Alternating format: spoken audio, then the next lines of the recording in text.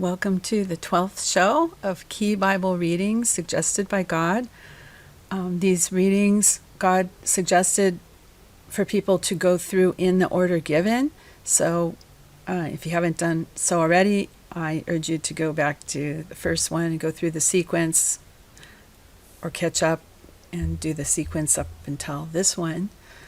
And you can find the readings at Eco Peace Vision YouTube channel. Go to playlists. So now this is right after the David and Goliath scene, where David has returned from killing Goliath, and we can see David and Jonathan. As soon as, and this is verse 1 of 1 Samuel 18, English Standard Version. I'm looking on BibleHub.com. So it's titled David and Jonathan's Friendship. As soon as he had finished speaking to Saul, the soul of Jonathan was knit to the soul of David, and Jonathan loved him as much as his own soul. And Saul took him that day and would not let him return to his father's house. Then Jonathan made a covenant with David, because he loved him as his own soul. And Jonathan stripped himself of the robe that was on him and gave it to David, and his armor, and even his sword, and his bow, and his belt. So that's really important. Basically, with Jonathan not knowing anything of God asking David to be king, Jonathan on his own understood and acknowledged that David was worthy of his robe. He was the next in line to be king, Jonathan was, and he gave his robe, like his kingly robe, to David, so that they were both highly connected to God. And that was just really noble of Jonathan to do that. He realized that David outranked him, even though he was the king's son. Okay, so verse 4. Oh no, that was verse 4. So verse 5. And David went out and was successful wherever Saul sent him, so that Saul set him over the men of war. And this was good in the sight of all the people, and also in the sight of Saul's servants. So here we can notice, this is like the first time that commander of the military is exactly connected, highly connected to God. So we would want that, even today. Okay, the next section is titled here, in this version, Saul's Jealousy of David. As they were coming home, when David returned from striking down the Philistine, the woman, it seems like it should be the Philistines, plural, but I just don't see that plural right there. The women came out of all the cities of Israel, singing and dancing to meet King Saul with tambourines, with songs of joy, and with musical instruments. And the women sang to one another as they celebrated, Saul has struck down his thousands, and David his 10,000s. And Saul was very angry, and this saying displeased him. Let's see if it sounds like a song, if I can make it sound like a song. Saul has struck down his thousands, and David his 10,000s. So, and Saul was very angry, and this saying displeased him. He said, they have ascribed to David 10,000s, and to me they have ascribed thousands. And what more can he have but the kingdom? And Saul eyed David from that day on. The next day, a harmful spirit from God rushed upon Saul, and he raved within his house while David was playing the lyre, as he did day by day. Saul had his spear in his hand, and Saul hurled the spear, for he thought, I will pin David to the wall. But David evaded him twice. Saul was afraid of David because the Lord was with him, but had departed from Saul. So Saul removed him from his presence and made him a commander of 1,000. And he went out and came in before the people. And David had success in all his undertakings, for the Lord was with him. And when Saul saw that he had great success, he stood in fearful awe of him. But all Israel and Judah loved David, for he went out and came in before them. So just back to notice that Saul's character was not at all like his son Jonathan's. Saul got jealous about David, whereas Jonathan just totally acknowledged him as a great, basically a warrior for God, basically. So, yeah. And then it says that a harmful spirit from God rushed upon Saul. So somehow, Saul is depicting it that God allowed this to happen to Saul, but that was also his weak point. I just want to point out again that if the weak point, if somebody has a little bit of jealousy, then the enemy comes in and makes that bigger. So we see that phenomenon happening here, and this says God allows that phenomenon to happen.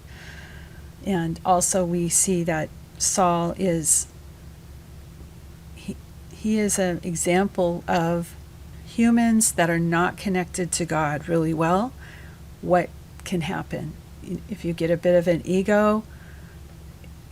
Then, and he would want his son. He's so connected to his son. He would want his son to be the next in line.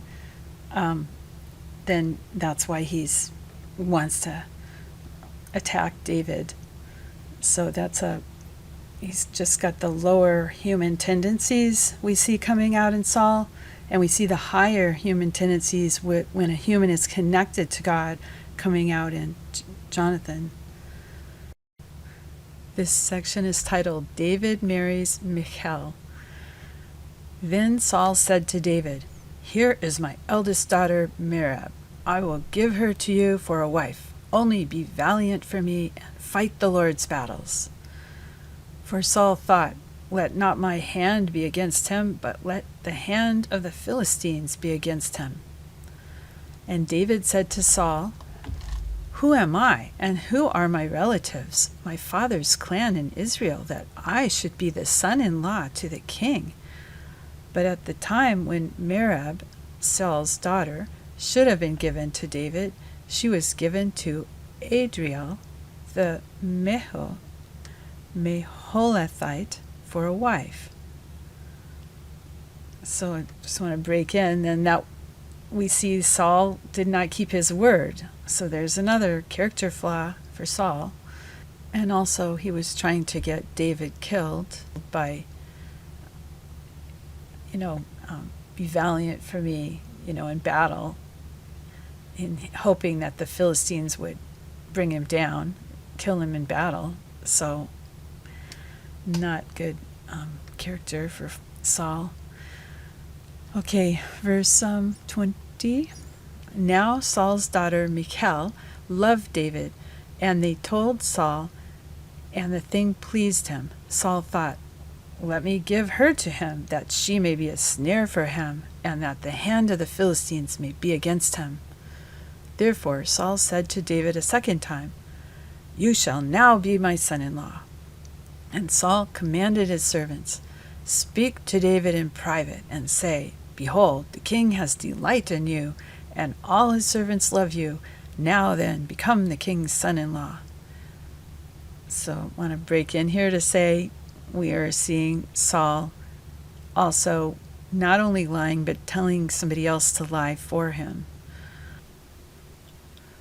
So that was the lie when he said to tell David, told his servants to tell David, "Behold, the king has delight in you, and all his servants love you." Well, the servants might have, but that was not a true statement that the king has delight in you.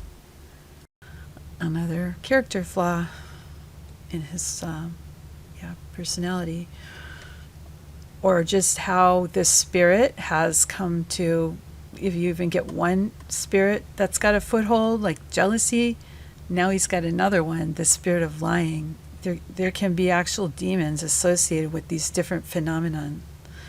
I mean, I'm just explaining it how I understand it, so people can look into that. So, and Saul's servant spoke these words in the ears of David, and David said, "Does it seem to you a little thing to become the king's son-in-law? Since I am a poor man, I have no reputation, and have no reputation." And the servants of Saul told him, "Thus and so did David speak." Then Saul said, "Thus shall you say to David, the king desires no bride price except 100 foreskin of the Philistines, that he may be avenged of the king's enemies." Now Saul thought to make David fall by the hand of the Philistines.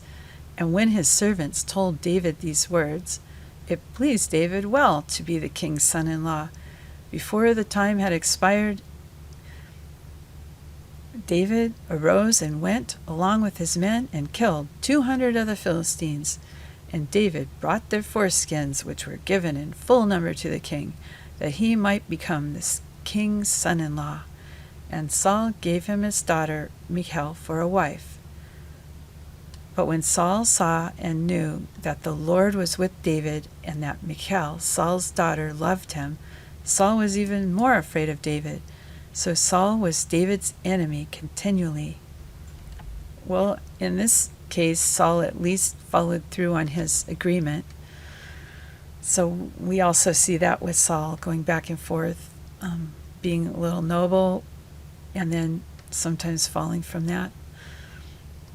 Verse 30, Then the commanders of the Philistines came out to battle, and as they came out, David had more success than the servants of Saul, so that his name was highly esteemed. So that's a good thing to aim for, to have, be in high esteem with humans as well as God. 1 Samuel chapter 19, the subtitle is Saul Tries to Kill David, English Standard Version of the Bible. I'm reading from BibleHub.com. And Saul spoke to Jonathan his son and to all his servants that they should kill David. But Jonathan, Saul's son, delighted much in David, and Jonathan told David, Saul, my father, seeks to kill you. Therefore, be on your guard in the morning. Stay in a secret place and hide yourself, and I will go out and stand beside my father in the field where you are, and I will speak to my father about you. And if I learn anything, I will tell you. And Jonathan spoke well of David to Saul, his father, and said to him, Let not the king sin against his servant David, because he has not sinned against you, and because his deeds have brought good to you. For he took his life in his hand, and he struck down the Philistine. And the Lord worked a great salvation for all Israel. You saw it and rejoiced. Why then will you sin against innocent blood by killing David without cause? And Saul listened to the voice of Jonathan. Saul swore, As the Lord lives, he shall not be put to death. And Jonathan called David, and Jonathan reported to him all these things. And Jonathan brought David to Saul, and he was in his presence as before. And there was war again. And David went out and fought with the Philistines, and struck them with a great blow, so that they fled before him. Then a harmful spirit from the Lord came upon Saul, as he sat in his house with his spear in his hand, and David was playing the lyre. And Saul sought to pin David to the wall with the spear, but he eluded Saul, so that he struck the spear into the wall. And David fled and escaped that night.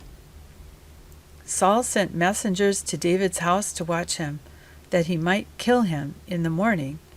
But Michal David's wife, told him, "If you do not escape with your life tonight, tomorrow you will be killed." So Michal let David down through the window, and he fled away and escaped.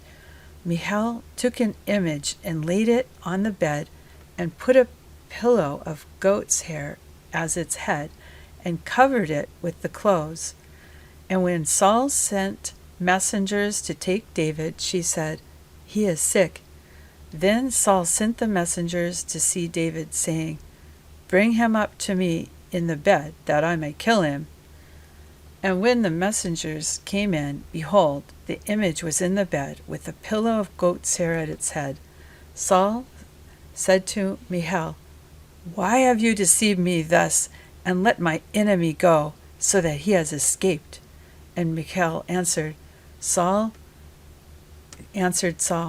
"He said to me, 'Let me go. Why should I kill you?'" She probably had to say this. This is what was pointed out by Steve Greggs, and you can look on his website, thenarrowpath.com, thenarrowpath.com, and then look under verse by verse.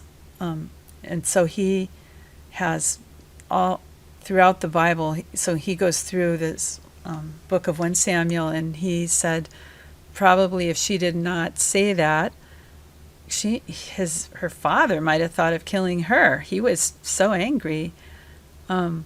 So anyway, yeah, so we can see Saul really change here. He told Jonathan he's not going to kill him. He said, "As the Lord lives," he swore with the Lord's name that he would not try to put David to death. And right away, like the next day, he's ready to do it. So he really changes a lot. Who knows? Maybe he was being king. Was there lead in the food? In the when he's drinking wine out of the container? So this happened a lot with kings. They act irrationally, and maybe they're getting toxins too with their lifestyle. Okay, so then verse 18. Now David fled and escaped, and he came to Samuel at Ramah and told him all that Saul had done to him. And he and Samuel went and lived at Naioth. And it was told Saul, "Behold, David is at Naioth in Ramah." Then Saul sent messengers to take David, and when they saw the company of the prophets prophesying, and Samuel standing as head over them, the Spirit of God came upon the messengers of Saul, and they also prophesied. When it was told Saul, he sent other messengers, and they also prophesied. This means that the Holy Spirit was really around there. So people just got near the Holy Spirit, and they were giving words of knowledge or, prophecy. So they were touched by the Holy Spirit just being around Samuel and these other prophets. Okay. Then he himself went to Ramah and came to the great well that is in Seku. And he asked, "Where are Samuel and David?" And one said, "Behold, they are at Naioth in Ramah." And he went there to Naioth in Ramah, and the Spirit of God came upon him also. And as he went, he prophesied until he came to Naioth in Ramah. And he too stripped off his clothes, and he too prophesied before Samuel, and lay naked all that day and all that night. Thus it is said, "Is Saul also among the prophets?" So that is interesting that the prophets that would strip off their clothes sometimes. So Interesting. Okay. Chapter 20 of 1 Samuel. The subtitle is Jonathan Warns David. Then David fled from Naioth in Ramah and came and said before Jonathan, "What have I done? What is my guilt? And what is my sin before your father that he seeks my life?" And he said to him, Jonathan said this back, "Far from it, you shall not die. Behold, my father does nothing, either great or small, without disclosing it to me. And why should my father hide this from me? It is not so." This sounds like Jonathan was not clued into the recent event with David's wife. Anyway, yeah. So, and recent things his father had done. So, but anyway, verse 3, "But David vowed again, saying, Your father knows well that I have found favor in your eyes, and he thinks, Do not let Jonathan know this, lest he be grieved. But truly, as the Lord lives and as your soul lives, there is but a step between me and death." Then Jonathan said to David, remember, Steve Gregg had figured it out, and he thinks Jonathan is like around 40 and David's around 20, in that range. A little bit difference in age range. But then Jonathan said to David, "Whatever you say, I will do for you." David said to Jonathan, "Behold, tomorrow is the new moon, and I should not fail to sit at the table with the king. But let me go, that I may hide myself in the field till the third day at evening. If your father misses me at all, then say, David earnestly asked leave of me to run to Bethlehem, his city, for there is a yearly sacrifice there for all the clan. If he says, Good, it will be well with your servant, but if he is angry, then know that harm is determined by him. Therefore, deal kindly with your servant, for you have brought your servant into a covenant of the Lord with you. But if there is guilt in me, kill me yourself, for why should you bring me to your father?" And Jonathan said, "Far be it from you. If I knew that it was determined by my father that harm should come to you, would not I tell you?" Then David said to Jonathan, "Who will tell me if your father answers you roughly?" And Jonathan said to David, "Come, let us go into the field." So they both went out into the field. And Jonathan said to David, "The Lord, the God of Israel, be witness. When I have sounded out my father about this time tomorrow, or the third day, behold, if he is well disposed toward David, shall I not then send and disclose it to you? But should it please my father to do you harm, the Lord do so to Jonathan and more also, if I do not disclose it to you and send you away, that you may go in safety. May the Lord be with you as he has been with my father. If I am still alive, show me the steadfast love of the Lord, that I may not die. And do not cut off your steadfast love from my house forever. When the Lord cuts off every one of the enemies of David from the face of the earth." And Jonathan made a covenant with the house of David, saying, "May the Lord take vengeance on David's enemies." And Jonathan made David swear again by his love for him, for he loved him as he loved his own soul. Then Jonathan said to him, "Tomorrow is the new moon, and you will be missed, because your seat will be empty. On the third day, go down quickly to the place where you hid yourself when the matter was in hand, and remain beside the stone heap. And I will shoot 3 arrows to the side of it, as though I shot at a mark. And behold, I will send the boy, saying, Go, find the arrows. If I say to the boy, Look, the arrows are on this side of you, take them, then you are to come. For, as the Lord lives, it is safe for you, and there is no danger. But if I say to the youth, Look, the arrows are beyond you, then go, for the Lord has sent you away. And as for the matter of which you and I have spoken, behold, the Lord is between you and me forever. So David hid himself in the field.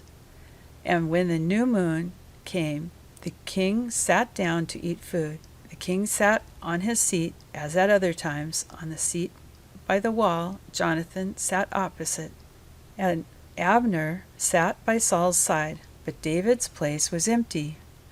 Yet Saul did not say anything that day, for he thought, Something has happened to him. He is not clean. Surely he is not clean. But on the second day, the day after the new moon, David's place was empty. And Saul said to Jonathan, his son, Why has not the son of Jesse come to the meal, either yesterday or today? Jonathan answered Saul, David earnestly asked leave of me to go to Bethlehem. He said, Let me go, for our clan holds a sacrifice in the city, and my brother has commanded me to be there. So now, if I have found favor in your eyes, let me get away and see my brothers. For this reason he has not come to the king's table. Then Saul's anger was kindled against Jonathan, and he said to him, You son of a perverse, rebellious woman, do I not know that you have chosen the son of Jesse to be your own shame, and to the shame of your mother's nakedness? For as long as the son of Jesse lives on the earth, neither you nor your kingdom shall be established.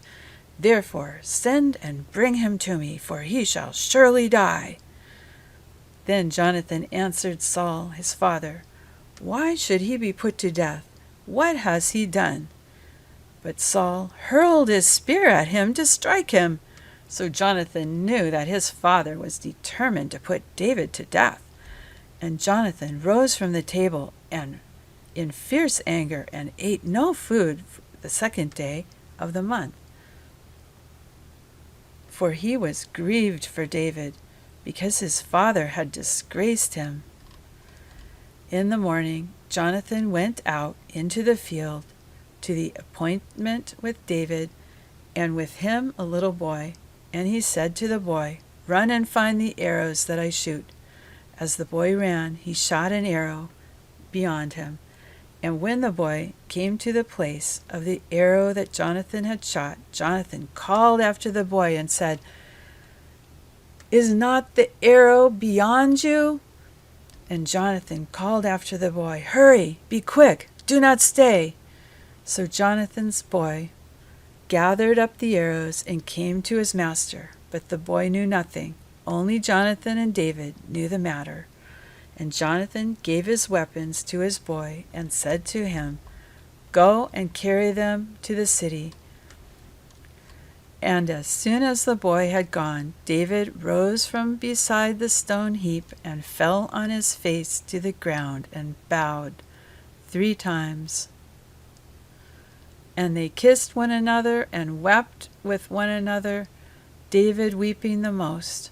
Then Jonathan said to David, Go in peace, because we have sworn, both of us, in the name of the Lord, saying, The Lord shall be between me and you, and between my offspring and your offspring forever. And he rose and departed, and Jonathan went into the city. Congratulations if you made it this far. We just went through chapters 18, 19, and 20 of 1 Samuel. And this has been the 12th episode of the Key Bible Reading series, suggested by God. So stay tuned, and we'll continue on